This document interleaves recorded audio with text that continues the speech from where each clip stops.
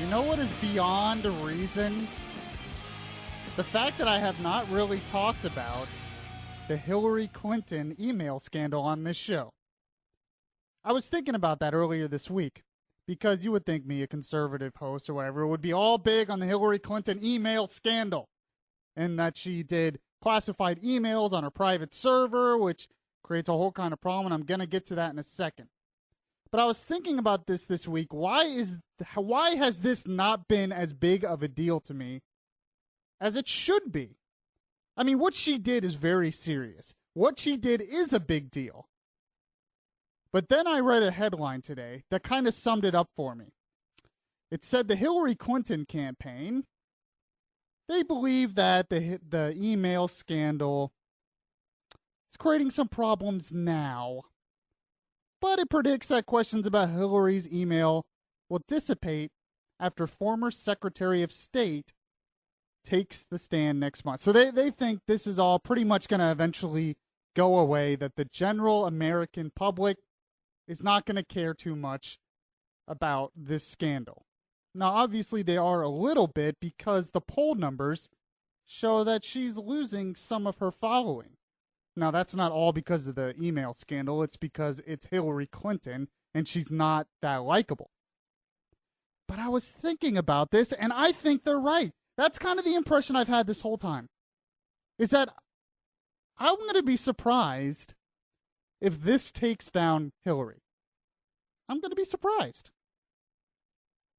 Because, well, I'm going to get into why I'm going to be surprised at that. By the way, you are listening to Beyond Reason Radio. I'm your voice of reason, the voice of the millennial generation that sifts through everything in the news that is beyond reason. We're here every Friday night.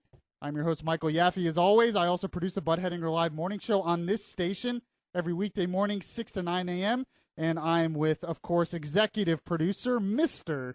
Michael Formasano. How are you, Mike? I'm doing good. I'm inside now. I'm dry. I got caught in the rain earlier. But yeah, I'm doing pretty good. Not a terrible night. How about you? I'm good. You're not going to elaborate what you were doing today? What I saw you in as you walked in today? All right. Well, I just got done. Of course, I also work in promotions here at iHeart. And I worked Disney on Ice tonight. So I surprised Mike this evening with my Jack Sparrow costume. Yes, it was nice very long braided convincing. hair. At first, I thought it was the Jack Sparrow. Of course, because, Johnny Depp, he just rolls through here on the reg. I was a little confused, but yeah. Also joining us in the control room is Tyler. I don't know her last name, but she also works in promotions with Mike, and she didn't know I was going to even talk to her right now, but I'm putting her on the spot because she said she has never done anything on the air before. Yeah, that's right. And so we're going to put you on the air now because that's what we do here because we're so beyond reason. And you're another young person. We're all young people. We're all millennials here. Yeah. Catching me 100% off guard. Yes, that was my goal. Tyler, introduce yourself a little bit. Who are you? Who do you work for? I'm Tyler. I work in promotions. I'm originally from Texas, so new to Florida, and I was Princess Aurora with Michael tonight. So we got some weird looks. Apparently, adults were laughing, but kids were all about it. Surprisingly. So. Oh yeah, definitely. Yes. Good response. I'm just glad we got a girl voice on the show. To be honest, you're actually a part of a master plan, Tyler, to get a girl's voice on the show. No, but we're happy. You're here. She's going to learn a little bit how to work in the production side, the programming side. That's the word I was looking for, the programming side. And because, Mike started as an intern, I started as an intern. We're willing to help anyone in that. So we are glad you're here, Tyler. Hopefully Welcome we didn't to the world of radio. Hopefully we didn't scare you away, and hopefully you'll. So glad to be here. Thanks so much. Yeah. And maybe we'll get to some things. Can I say one thing? Yes. I noticed your shirt, and I would like to say Mike Yaffee is sporting a UCF jersey, and I just want to say I'm still there for you Knights. We had a rough night. Campus smelled like beer and disappointment this morning, and I just want you all to know that we're still if anything is beyond reason, it was that game. It was that game and the fact that I'm wearing their football jersey after their humiliating defeat by 1 point against FIU, FIU. who no one's ever heard of. All right. We'll get back to the important stuff. Thank you all for joining us. Hopefully, we'll get Mike and Tyler involved in the show later as well. You can give us a call, 407-674-1025. So we have breaking news today. Breaking news. Hillary Clinton, she's sorry. She's sorry. Do you all feel better now? Because Hillary Clinton, she's sorry. She actually apologized for this email scandal. At the end of the day, I am sorry that this has been confusing to people and has raised a lot of questions. But there are answers to all these questions, and I will continue to provide those answers. And those answers have been confirmed and affirmed by the State Department and by other government officials. And eventually, I'll get to testify in public, and I'm sure it will be a long and grueling time there. But all the questions will be answered, and I take responsibility. And it wasn't the best choice. No, of course, obviously it wasn't the best choice, but it was a choice you made, I think, on purpose, by the way, but we'll get to that. But she says she's sorry. She said, look, it was just a mistake. I'm sorry. So I was using my private email server for classified documents, which, by the way, they did find classified emails within the emails, and it was a very insecure server. It was unsecure. That means other spy agencies, other countries could have hacked into it if they wanted to, could have used it to blackmail against her if they wanted to. But it's also questioning, as many of you know, that the fact that she even wanted to do this in the first place. It seems as if she had something to hide. Now, this is a scandal been going on for a while now, and many of you are probably wondering why I haven't talked too much about this. I haven't been into this as much as maybe I should have, because I believe it is a real scandal. I believe it is a really big deal. The problem is I don't believe it's going to really take her down. I don't believe it's something that the regular American public is really connecting with. They should. It's a big deal.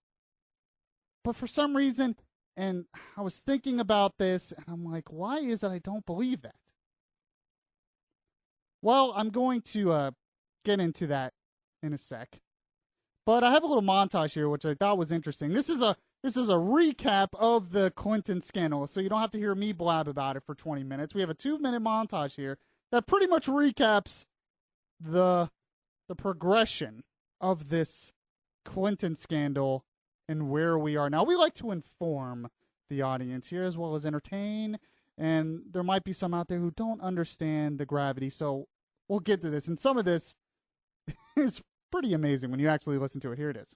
The problem for Hillary Clinton that will not go away. In a way, reminds me of the Nixon tapes. I did not email any classified material to anyone on my email. There is no classified material. Emails from Hillary Clinton's server contained classified information. I am confident that I never sent nor classified. received It contains any classified information information. classified at the time it was sent and received. Their review of just 40 of 30,000 emails found 4 of them had classified information. Are you confident that those 4 emails were not classified at the time that you were transmitting them, sending them and receiving them? Yes. The messages were classified when they were sent and are classified now. I'm certainly well aware.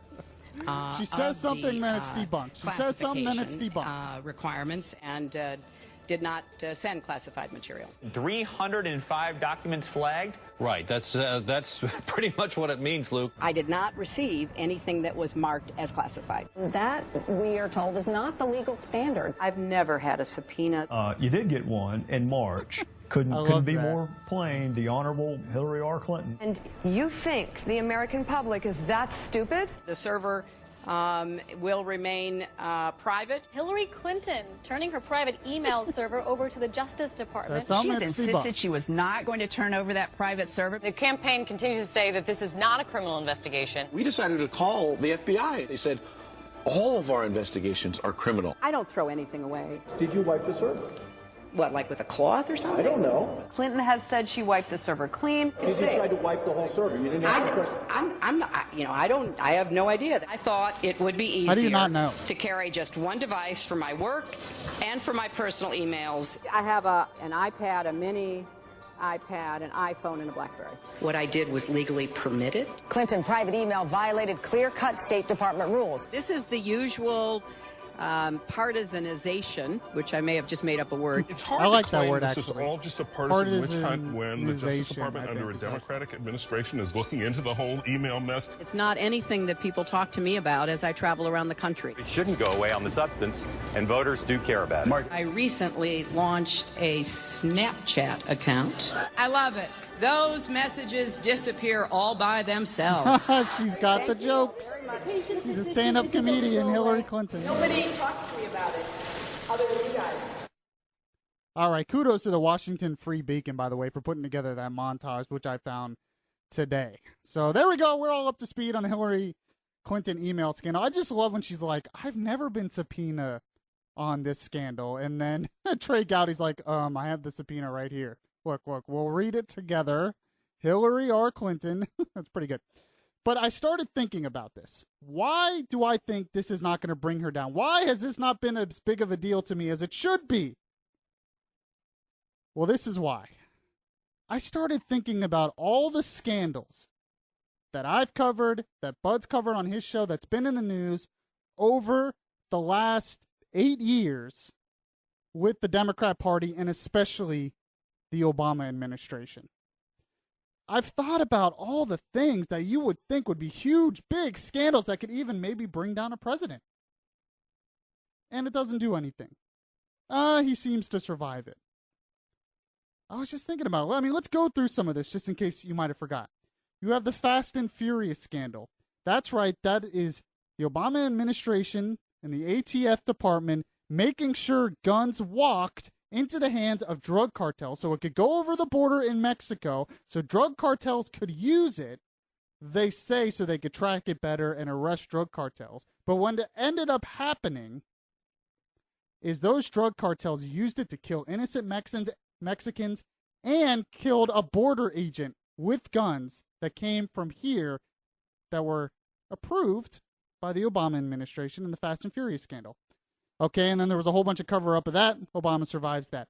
We had the IRS targeting done through the Obama administration. The head of the IRS talked about it. Lois Lerner talked about it. She pleaded the fifth and then said that it's not a scandal even though she was supposed to plead the fifth. But they targeted conservative groups. That happened. That was a big scandal. Obama survives. It's like nothing, just brushes it off a little bit. It goes on.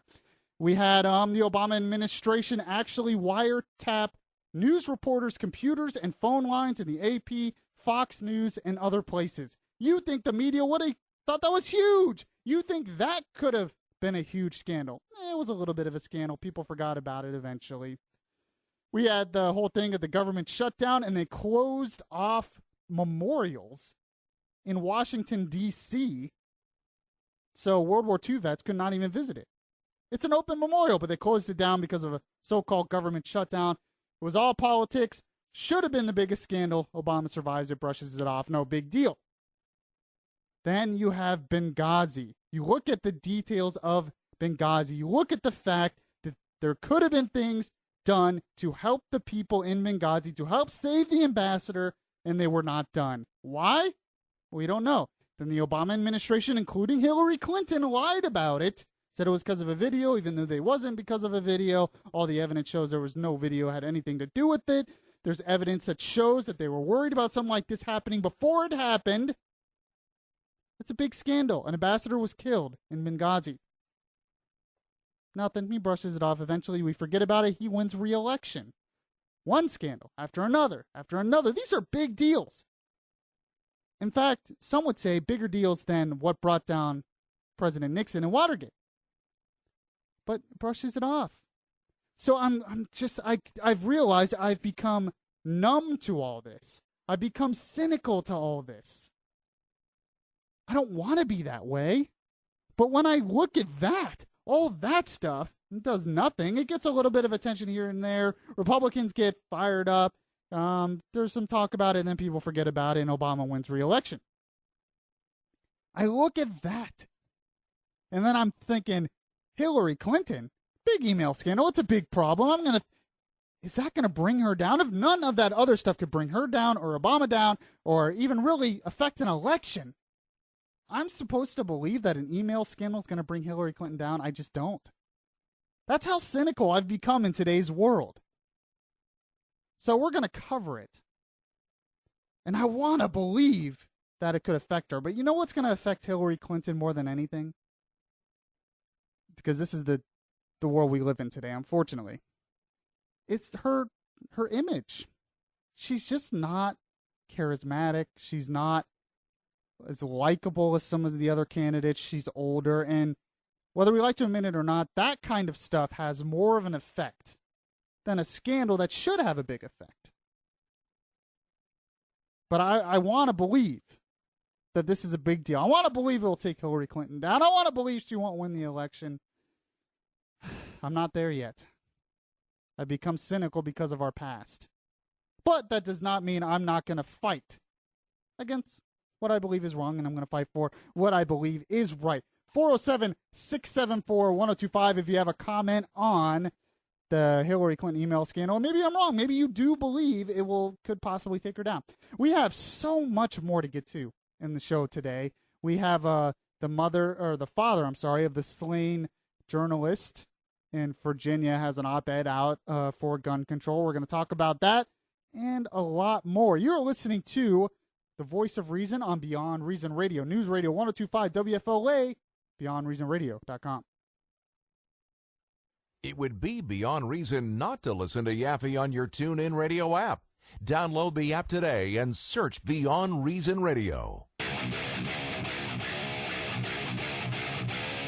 If you miss any of the show, you can download the Beyond Reason podcast on iTunes. Now, back to Beyond Reason Radio. Welcome back. You're listening to The Voice of Reason, the voice of the millennial generation that goes through the news and sifts through everything that is, well, beyond reason. If you want to call in, you can call 407-674-1025. By the way, trying to get more followers on the TuneIn Radio app, as you heard. So, follow me on TuneIn Radio. Just search Beyond Reason Radio. You can get all my podcasts there. You can also get them on Facebook, facebook.com/Beyond Reason Radio. You can also get it on your iHeartRadio app. Just search Beyond Reason Radio. So like I've always said before, there's really no excuse. There's really no excuse for not listening to the show. All right, so last week we talked a little bit about the horrible tragedy in Roanoke, Virginia, where 2 journalists were killed during a live broadcast. They were shot by someone. And it was horrible. It was awful. I did not enjoy talking about it. I did not enjoy covering it. It was just awful. So this week, though, afterwards, I saw this op-ed in the Washington Post, which actually did not get as much coverage as I thought it would, believe it or not. But I saw this op-ed in the Washington Post, and it's written by Andy Parker, who is the father of Allison Parker, who was unfortunately killed. And he has started this new campaign for gun control. And basically, he's actually started sort of a slogan for it, which he says, whatever it takes. And he says, look, I'm going to do whatever it takes to bring around gun control. Because he believes that some kind of gun control legislation would have helped save his daughter's life. And, you know, I feel for this guy. I really do. He wants to do something. He wants to believe that his daughter was not killed in vain. Maybe he can get, you know, something done good out of such a terrible tragedy. And it's hard to criticize him personally for that. Unfortunately, I was reading this article, and he once again, and this is the problem with this case, he once again does not mention how any gun control legislation would have stopped that shooting, would have stopped the killing. He says in the article, in recent years, we have witnessed similar tragedies unfold on TV. And he goes over them. He says, I plan to devote all my strength and resources to seeing that some good comes from this evil. I am entering this arena with open eyes. I realize the magnitude of the force that opposes sensible and reasonable safeguards on the purchase of devices that have a single purpose, to kill. So you think next he would go over what gun control needs to be passed and how that would help his daughter. But that's not what he did. He says that means we must focus our attention on the legislators, who are responsible for America's criminally weak gun laws. Laws that facilitate the access dangerous individuals have to firearms on a daily basis. He's decided to take a different approach to this. Instead of talking about how gun control would have saved his daughter, instead of talking about how gun control really is a good thing and what needs to be done, he decides to attack legislators who have not passed gun control. He lists a bunch of them here and talks about how some of them voted against certain gun control laws. And unfortunately, what that does is it implies that those legislators are responsible for those who die by gun violence. In a way, he's saying, look, these legislators, they're partly responsible for my daughter's death. But once again, I have to ask the question, what kind of gun control would have stopped this killer in Virginia from killing those journalists? He had no criminal background. He's saying right here we need to have something where we need more extensive background checks. He's also saying we need to have something where the family members of somebody can go to a judge and ask for them to remove his right to hold a gun or get a gun violence restraining order because they might know he's dangerous. Okay. But none of these things would have stopped that guy in Virginia. He bought the gun legally, paid for it, had no criminal background. He wasn't a felon. He had no history of mental illness that was documented. It's just a tragedy. There's a part of me that wishes in this country when a tragedy happens that we pray for it. We try to make the world a better place through love and hope and teaching others a better way. But instead, we politicize it. Why can't something just be a tragedy? Because that's really what this is. It's just a horrible, unfortunate tragedy. And unless you're thinking about confiscating every single gun in this country from legal gun owners, you're not going to stop stuff like this from happening. But there is some hope in this. When you actually look at perspective, and I did this last week, there are 230 million armed Americans in this country. Think about that. 230 million armed Americans. And maybe a little over 11,000 murders from guns in the country. If you look at the percentage of that, it's a very small number.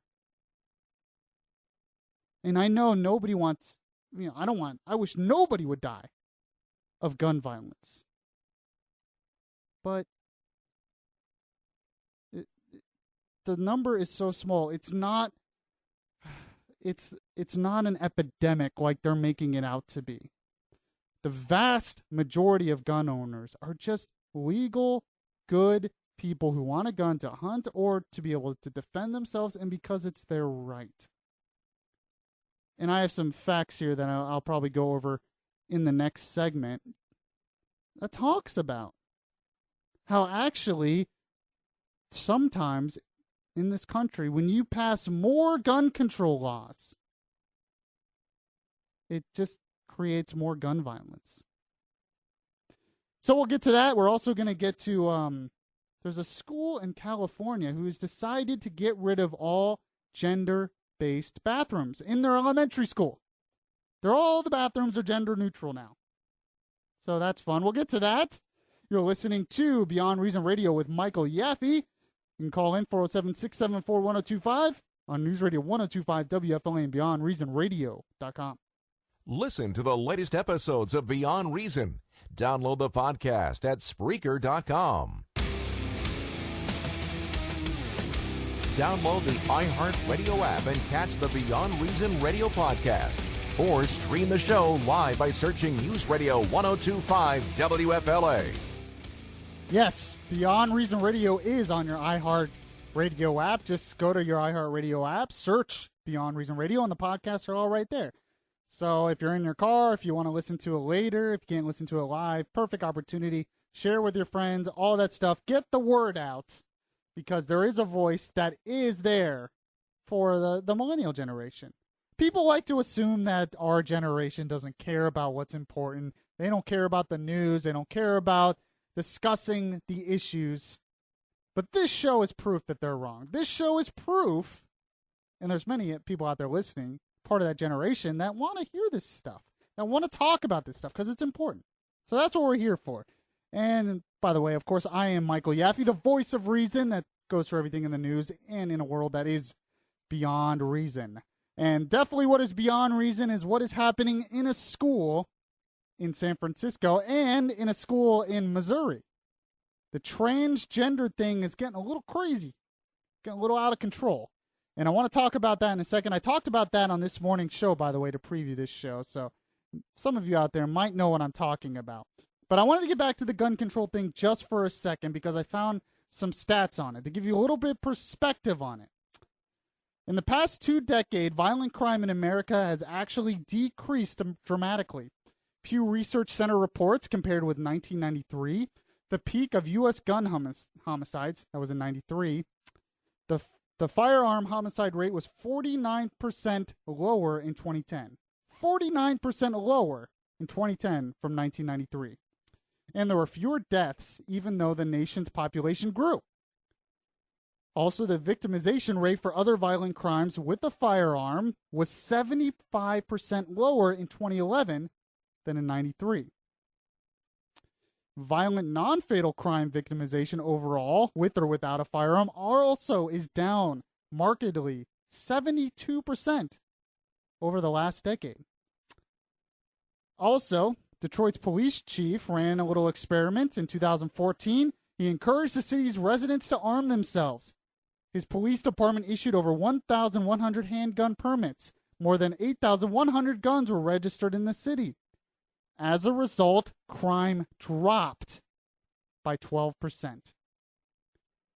In a survey of 1,800 felons, he discovered that armed citizens were the single biggest fear of felons. So this idea that we need more gun control, that we need to ban guns, the facts don't always show that that's the best solution. But, of course, this is going to keep growing and growing until they get what they want. All right. The segment everyone has been waiting for. I can't believe I'm saying this. Every time I think about this story, I'm like, what is happening? So beyond reason. There was a school. Mike, I don't know if you've heard about this, so you're going to want to hear about this. All right. There was an elementary school in San Francisco. Elementary school? Uh-huh. Oh. Grade school, yeah. Oh, yeah. Okay, got it. They decided that because there might be some transgendered kids. Now, I don't know about you, but I don't know many transgendered 6 or 7-year-olds. Apparently, this is an epidemic. I don't know. But some of them might not know what bathroom to use. Now, there is a law in California that you have to have gender-specific bathrooms if you're going to have it for men and women. But what this elementary school did is they decided to get rid of all gender-based signs and everything in the bathroom. So that means all of the bathrooms in the school are now gender neutral. Gender neutral. Unisex. Yes. Well, is that what sort of the word would be?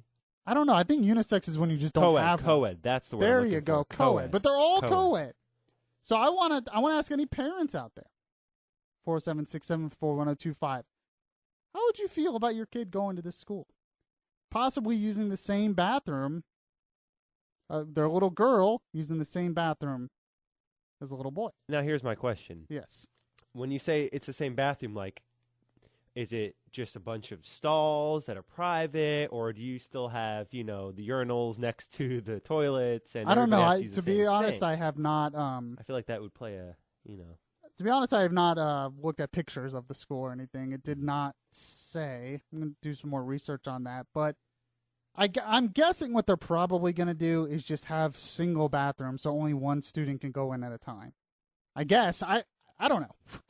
The whole thing seems kind of silly that I just can't imagine that there's that many so-called transgendered kids. And most of the time when we're saying transgendered, we're talking about someone, like if it's a boy who thinks he's a girl, he's still a boy. He still has all the boy parts. He's just saying, well, inside I'm a girl. But he still has all the boy parts. And that's what really creates all the uncomfortable and all the controversy. So that brings up another thing. In Missouri, there was another school, and this was a high school, where someone decided, this was a high school boy, he decided, well, I'm actually a girl. So what they tried to accommodate him. They were actually trying to be very nice to him. They said, what we'll let you do is use the staff bathroom, by yourself, so you don't have to use a boy or girl's bathroom. Well, that wasn't good enough for him. And I have some of the report here from Fox local affiliate here, where they talk about, and they talk with this boy, and some people were pretty upset at this. There were so many people who showed up to tonight's school board meeting that they had to move it into the gym. I'm told this is something they've never had to do before for a regular meeting. Now, this topic was not even on the agenda, but it was pretty clear why all these people were here, judging from the thunderous applause and standing ovation after one parent spoke. High school senior Lila Perry tells me she's known she was transgender since she was 13 years old. Last February, she decided to come out. That semester, she didn't take gym class and used the gender-neutral faculty restroom. But this year, Lila started using the girls' bathroom and locker room. Parents tell me this has made many other girls uncomfortable, because even though Lila wears dresses and a wig, physically she's still male. Derek Good, a Hillsborough parent of 2 girls and an attorney, worked with other parents and a conservative advocacy group to draft a new school district policy on this issue that would likely be upheld in court. It simply states that students need to use the facilities associated with the gender they were born with, or a gender-neutral restroom. This father feels the school board should be more concerned with his daughter's rights to personal privacy than getting sued. As a parent, it's my right to educate my child, to make decisions on when it's appropriate for my child to understand things about the opposite sex. And it's not the school's option to insert that at that age. With using the staff bathroom, I felt like I was being segregated off. Like, here are the boys, here are the girls, this is me. And I didn't like that. I wanted to help blend in with all the other girls. So, I'm going to say he because he still has boy parts. He wanted to blend in with the girls. So actually what happened is the students protested. Mostly girl students were upset because this boy, who says he's a girl, wanted to go in and use the girls' bathroom with the other girls, even though she had boy parts. The parents are upset. The students are upset. But we don't want to make him feel bad. We don't want to make him feel bad. But maybe I'm too insensitive to this. So luckily, we have a girl here today. And I want to know, Tyler, her name is Tyler, by the way. She's joining us for the first time. She works in the building in the promotions department. I'm actually just curious. How would you feel if you went to this school? Well, and there's no wrong answer, by the way. Michael and I were talking about this a little while ago, and I was saying how, in the bathroom, I don't think I would be upset in a bathroom because there's, different stalls, but a locker room might be a little different just because I feel like I would be one of those students who would definitely say they were uncomfortable as well. Yeah. Just because, in high school I wasn't familiar with male anatomy as, very much. Yeah, especially at 13 years old, you said, right? Well, that's when it started, but this is high school, so I think it's around 15, 16. Early on still, yeah. Yeah, in high school, if you're... it would kind of make you uncomfortable, Absolutely. right? To see someone...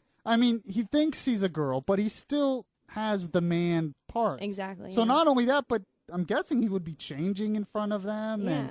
And I know you said he did, they didn't want to make him feel bad, which I understand that as well, because I would feel, I don't want to hurt their feeling.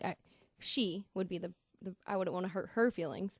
But I think the locker room is a little extreme. I think they would definitely need, I would want them in a separate bathroom. They can't, it's not like they have a faculty locker room either. Right. So it's just, there was a time, maybe I'm just a simple person, but there was a time in this country, I believe, that if you had boy parts, you were a boy.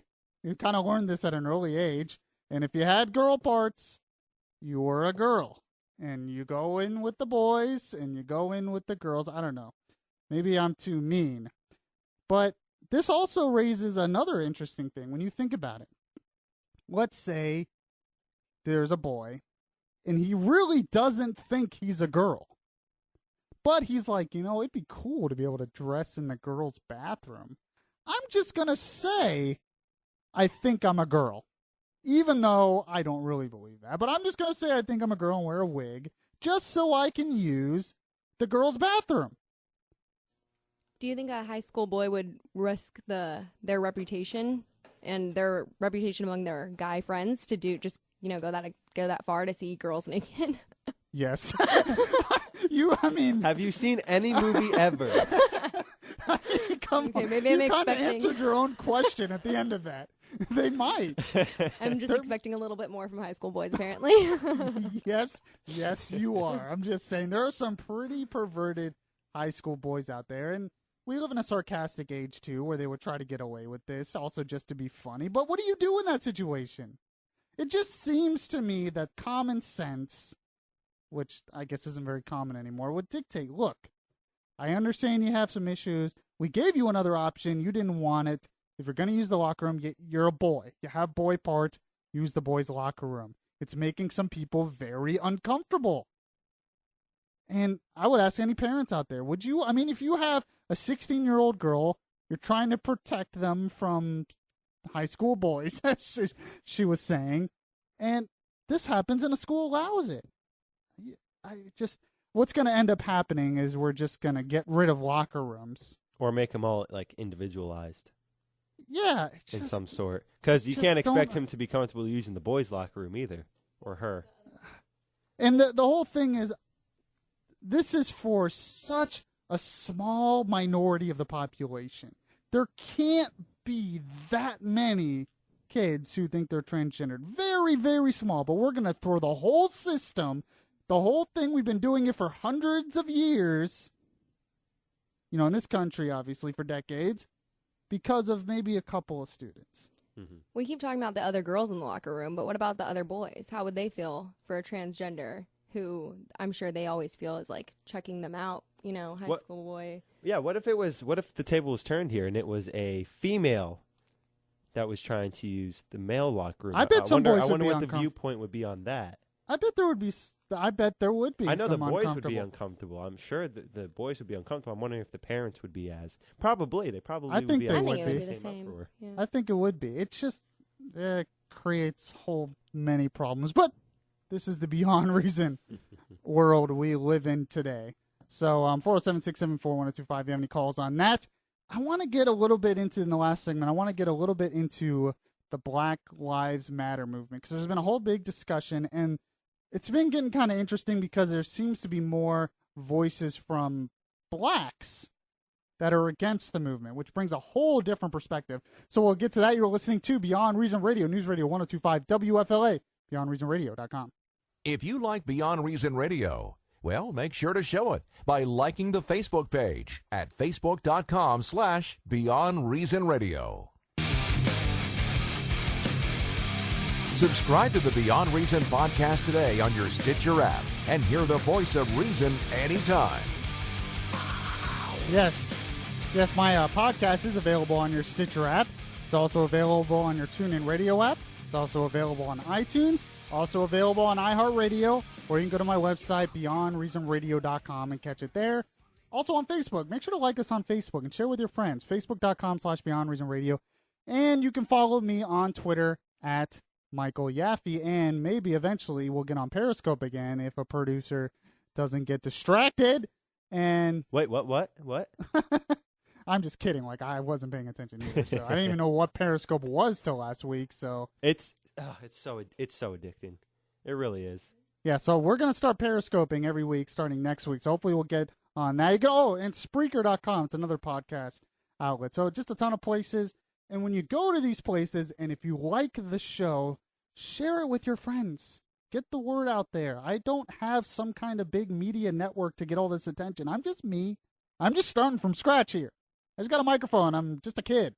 Really. Yeah, for real. Help us help you. Yes, help us help you. Look at that, Mike. It's just like it's like lawyers speaking there. I like that. You could be like a spokesman for a lawyer. Mike. I could be. I think so. Car accident? Slip or fall? Good job. That was brilliant. Brilliant, Mike. We're also joined by Tyler in the control room today, who works in the building as well. She's just trying to get a feel of how we do our thing here, and hopefully we made it look a lot better than it actually is. Yeah, it's good. It's good to have the female point of view as well on this show, because two Michaels. That was really all we.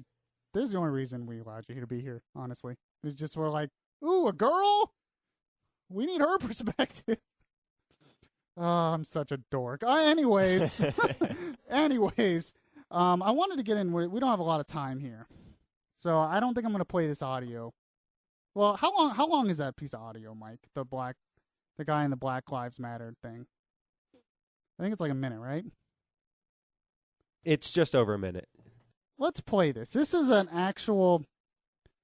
His name is Michael Whaley, I believe. Michael Whaley. He's actually a former Marine Corps veteran, and he's a black guy, and he did this video about the Black Lives Matter movement, and it went viral. And I'm seeing more videos like this go viral by notably black people against the Black Lives Matter movement. So let's play the audio here. This is what he said, just to give you some perspective, and then I'm going to talk about what I think the main issue with this movement has become. Go ahead. This Black Lives Matter movement only promotes racism, and now they encouraging black people to go kill white people because they want white people to feel what we felt 400 years ago. All lives matter. That police officer that got killed by that black man because that black man listened to what y'all was saying by going out and killing white people.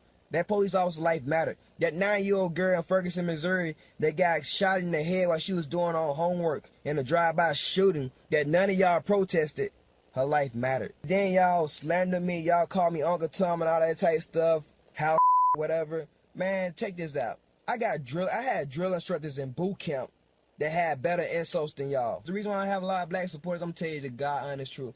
The reason why I have a lot of black supporters is because black people can't accept the truth about themselves. Black people admitting to the truth is like them snitching on themselves. And black people had this no snitching rule. They gonna deny till they die. Y'all only teaching black people to hate white people. And now y'all encouraging black people to throw their lives down a drain by taking away somebody else's life?